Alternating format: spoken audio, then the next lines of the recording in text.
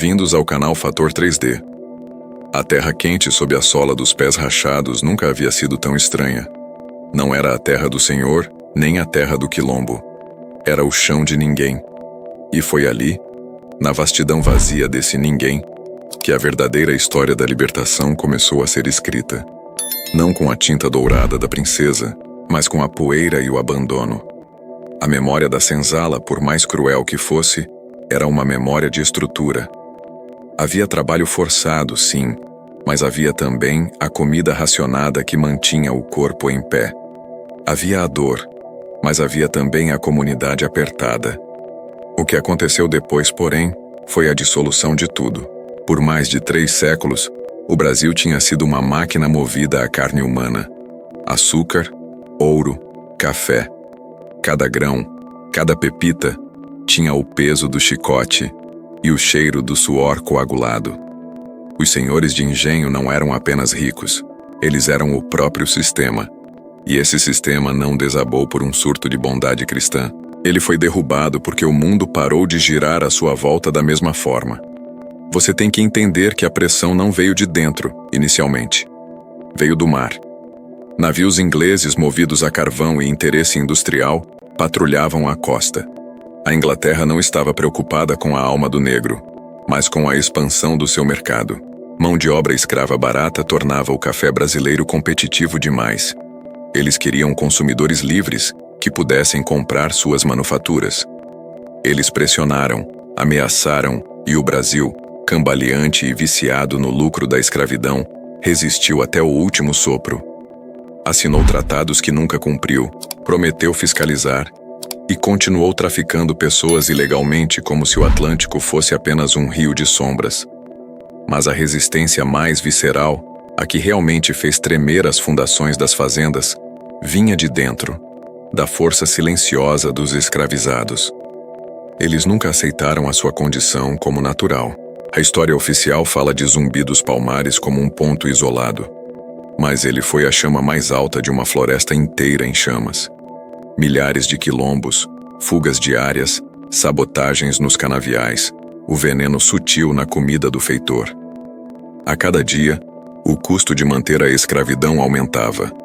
Não era apenas o custo do chicote, era o custo do medo, da repressão, da vigilância constante. E quando o fim se tornou inevitável, o Estado brasileiro agiu com cinismo estratégico. Vieram as leis parciais, não para fazer justiça, mas para anestesiar a mudança, para adiar o inevitável com a maior crueldade possível. Lembre-se da lei do ventre livre. Que nome cruelmente irônico. Uma criança nascida livre continuava prisioneira dos pais escravizados, obrigada a servir o Senhor até os 21 anos. Essa lei não libertou ninguém. Ela apenas garantiu que os senhores tivessem uma reserva de mão de obra juvenil por mais 2 décadas. Era uma liberdade de papel, sem peso, sem corpo. E a lei dos sexagenários. Pense nisso. Você passa a vida inteira sob o jugo. Seu corpo é gasto até o osso. Quando você está velho, doente, incapaz de levantar uma enxada, só então o Estado lhe concede o presente da liberdade. É a liberdade de ser descartado, de morrer de fome na beira da estrada, pois você não serve mais para o lucro. O Estado estava liberando os senhores do custo de sustentar a velhice e a doença. Nada disso foi um ensaio para a justiça. Foi uma tática de adiamento, de cálculo frio. Então, chegamos a 13 de maio de 1888. O Brasil estava isolado politicamente, a pressão internacional era insustentável, e o medo de uma grande revolta generalizada, como as que ocorreram no Haiti, pairava no ar. A princesa Isabel assinou a Lei Áurea. Um ato jurídico de 2 míseros artigos, curto, seco, sem planos. Imagine a cena, o sol da manhã batendo no pergaminho. A pena desliza. A lei diz apenas que a escravidão está extinta e revoga as disposições em contrário. E é só isso. O que se seguiu não foi uma festa, mas um silêncio aterrorizante. O Estado libertou o corpo, mas abandonou a vida. Milhões de pessoas, de repente, se viram proprietárias apenas do ar que respiravam. Elas tinham seus nomes, seus corpos, suas famílias. se tivessem conseguido mantê-las, mas não tinham nada mais. Não houve um centavo de indenização para quem havia trabalhado uma vida inteira. Não houve um pedaço de terra para plantar o próprio sustento. Não houve escola para os filhos. Não houve crédito, não houve hospital. Não houve nada que as integrasse à sociedade que elas mesmas tinham construído. A liberdade chegou como um banho gelado. A primeira sensação foi o júbilo, claro. Aquele dia foi preenchido com gritos e lágrimas de alívio. Mas o dia seguinte... o dia seguinte. No dia 14 de maio, o sol nasceu e encontrou milhões de pessoas livres, famintas e desorientadas, pisando em estradas poeirentas. Para onde iriam? As cidades já estavam saturadas de pobres e doentes. As fazendas, suas antigas prisões, eram o único lugar que conheciam. Muitos foram forçados a voltar e implorar por trabalho, aceitando salários irrisórios, presos agora por um novo tipo de corrente, a da miséria e da necessidade.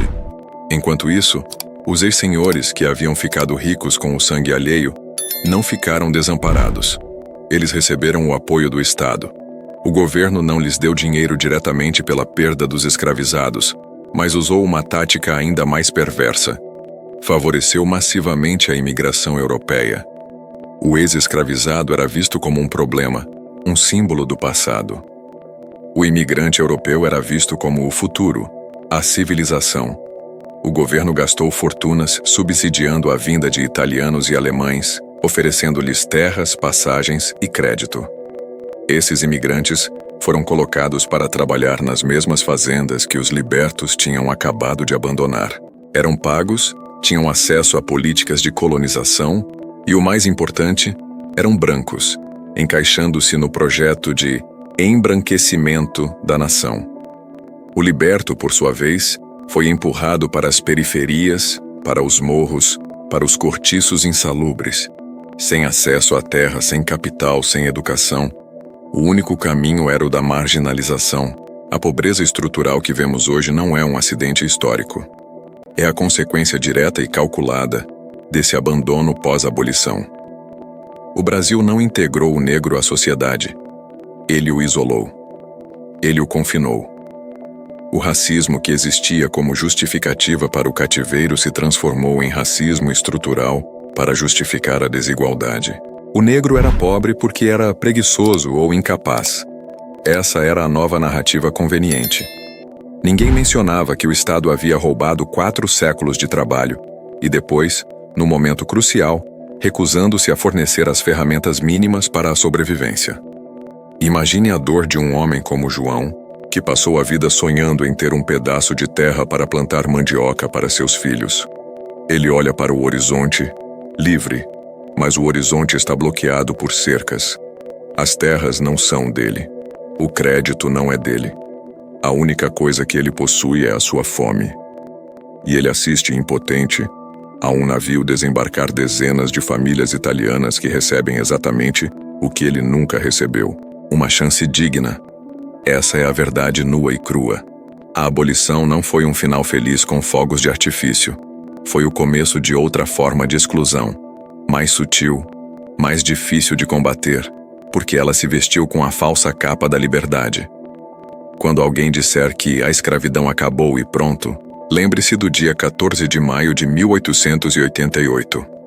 Lembre-se que a liberdade sem dignidade é apenas uma nova forma de prisão. E lembre-se que a dívida do Brasil com aqueles que construíram o país com suas vidas jamais foi paga. Ela foi apenas empurrada para a próxima geração, e para a próxima até chegar aos dias de hoje, onde ainda lutamos para desenterrar a promessa de uma liberdade que nunca foi, de fato, entregue. Se essa história tocou seu coração, não se esqueça de se inscrever no canal Fator 3D e deixar o seu like. Compartilhe com quem precisa ouvir essa mensagem hoje. Até a próxima história.